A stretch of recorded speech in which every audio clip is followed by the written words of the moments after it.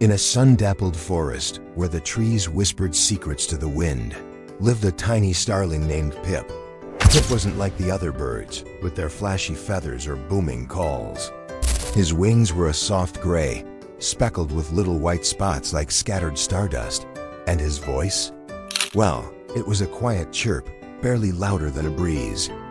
But oh, how Pip loved to sing! Every morning, he'd perch on the tip of a curly fern, close his eyes, and let his little melody flutter out, dreaming it might reach the stars. A squirrel named Nutmeg scampered over, twitching her fluffy tail. "Is that Pip singing?" she squeaked. "I never noticed how nice it sounds." A family of rabbits poked their heads from their burrow, ears perked. "Keep singing, Pip," she called, skipping toward home with her berries. Pip puffed out his chest and let out his clearest, brightest chirp yet. The forest seemed to pause, listening. Nutmeg swayed on a branch, the rabbits twitched their noses in rhythm, and Hootbert gave a rare, approving nod. Even grumpy old Hootbert blinked awake, cocking his head.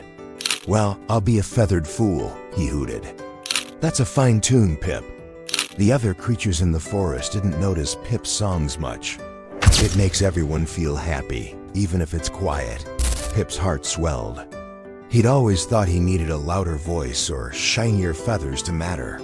And though his voice never grew loud, it carried something magical, a little spark of joy that made the forest feel brighter. Creatures big and small started to listen, and sometimes Lila would return, humming along, her basket swinging. Pip learned that the best songs aren't always the loudest. They're the ones that come from the heart, shared with love. But maybe Layla was right, maybe being himself was enough.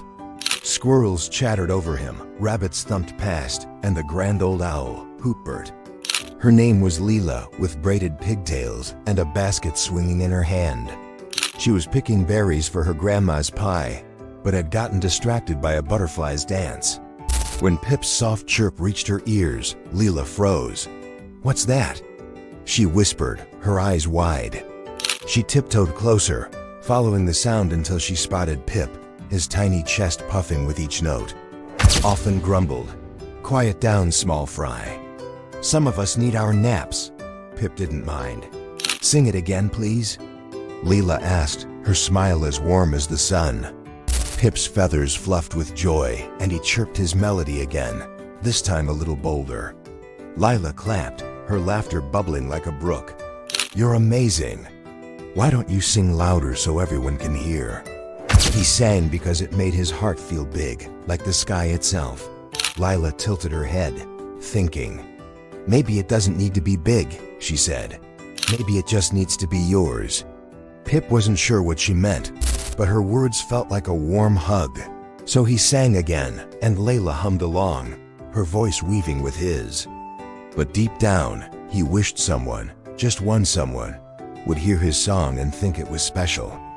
One golden afternoon, as Pip trilled his tune atop a mushroom, a little girl wandered into the forest. "That's the prettiest song I ever heard," Leela said, plopping down cross-legged. Pip blinked, startled. No one had ever called his song pretty before. Pip shuffled his feet. "I'm just a starling," he said softly. "My voice isn't big like the others."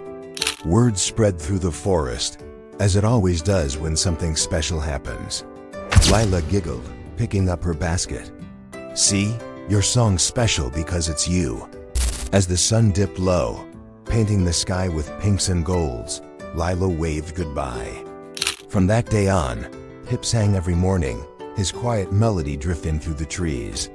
And so, with a flutter of wings and a chirp to the stars, this tale comes to a close, brought to you by the Mimi Tailies, where every heart has a story, and every story has a song.